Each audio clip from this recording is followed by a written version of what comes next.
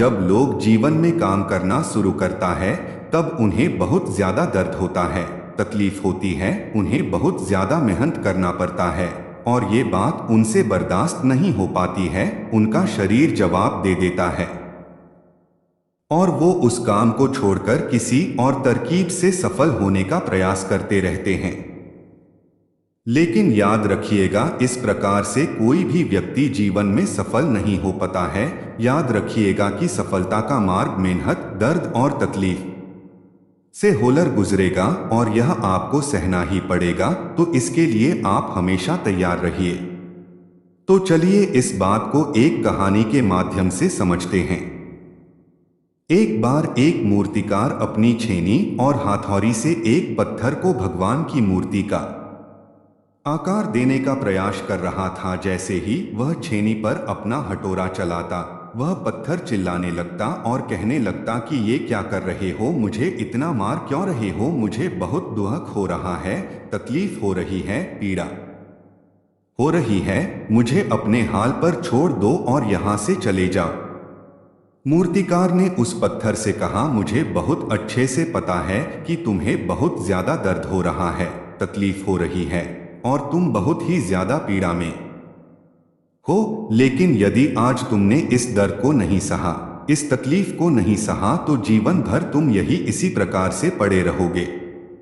मुझे पता है कि तुम में आगे बढ़ने की अपार संभावना है, तुम एक बहुत अच्छे पत्थर हो, लेकिन यदि तुम इसी प्रकार से रहोगे तो कभी भी आगे नहीं बढ़ पाओगे। इतना कहकर मूर्तिकार औजार उठाए ही थे कि पत्थर फिर से चिल्लाने लगा, गिड़गिड़ाने लगा, विनती करने लगा कि मुझे अपने हाल पर छोड़ दो। मुझे पता है कि जीवन के लिए कौन सी चीज सही है और कौन सी चीज गलत है। मुझे बहुत ज्यादा दर्द हो रहा है, अब मैं इस तकलीफ को बहुत ज्यादा नहीं सह सकता। मैं जिस हाल में जो उस हाल में छोड़कर मुझे तुम यह से चले जाओ।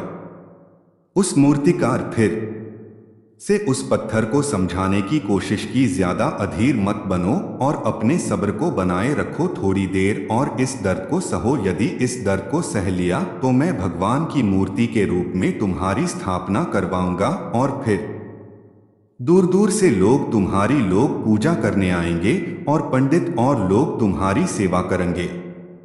लेकिन पत्थर ने उस मूर्तिकार की एक भी बात नहीं मानी, वह चिल्लाता रहा और अपनी बात पर अड़ा रहा। मूर्तिकार ने उस पत्थर को डांट समझाने की बहुत कोशिश की, लेकिन वो पत्थर नहीं माना। अब मूर्तिकार भी थक चुका था और वह उस पत्थर को छोड़कर आगे बढ़ गया और थोड़ी ही दूर जाकर देखा कि एक और बहुत ही अच्छा पत्थर वह पड़ा हुआ है। उसने छीनी और हथौड़ी उठाई और उस पत्थर को मूर्ति बनाने के लिए वो तैयार हो गया। मूर्तिकार ने छीनी और हथौड़ी का वार दूसरे पत्थर पर जारी रखा। दूसरे पत्थर को भी दर्द हुआ, तकलीफ उससे भी हुई, लेकिन उस पत्थर ने बर्दाश्त कर लिया और देखते ही देखते थोड़ी समय के बाद उस पत्थर ने भगवान की मूर्ति का रूप धारण कर लिया। थोड़ी दिन बाद उस मूर्ति की एक मंदिर में स्थापना हो गई। धीरे धीरे करके लोग वह पूजा पाठ करने आने लगे। लोगों की मन्नतें वहां से पूरी होने लगी और वह मंदिर बहुत ही ज्यादा प्रसिद्ध हो गया।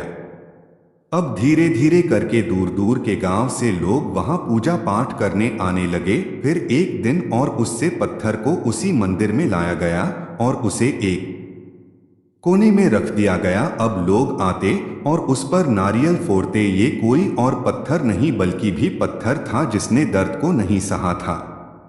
अब वो पत्थर मन ही मन बहुत ज्यादा पछता रहा था, दुखी हो रहा था और अपने आप से कह रहा था कि काश मैंने उस दिन उस दर्द को, उस तकलीफ को सह लिया होता तो आज लोग मेरी भी पूजा करते। इसलिए आप भी अपने जीवन में हमेशा याद रखिएगा कि जब भी आप अपने कैरियर की शुरुआत में किसी काम को कर रहे हो, पढ़ाई कर रहे हो या कोई भी काम कर रहे हो और उसमें आपको दर्द हो रहा है, तकलीफ हो रही है, ज्यादा मेहनत करना पड़ रहा है, तो आप रुकिएगा मत, किसी और रास्ते की शुरुआत मत करिएगा, क्योंकि कोई और रास्ता आपको सफलता नहीं दे सकता है। आपको उस दर्द को, उस तकलीफ को सहना ही होगा, और उस दर्द को, उस तकलीफ को सहकर आप ज्यादा मजबूत बनेंगे, और तभी आप अपने जीवन में आगे बढ़ पाएंगे। और जीवन में हमेशा याद रखिएगा कि आपको पहले पत्थर की तरह नहीं बल्कि दूसरे पत्थर की तरह बनना है। यदि ये कहानी आपको पसंद आई हो और इससे कोई सीख मिली हो तो अपने दोस्तों और अन्य लोगों के साथ शेयर जरूर करिएगा, और चैनल को सब्सक्राइब जरूर करें। तब तक के लिए नमस्कार।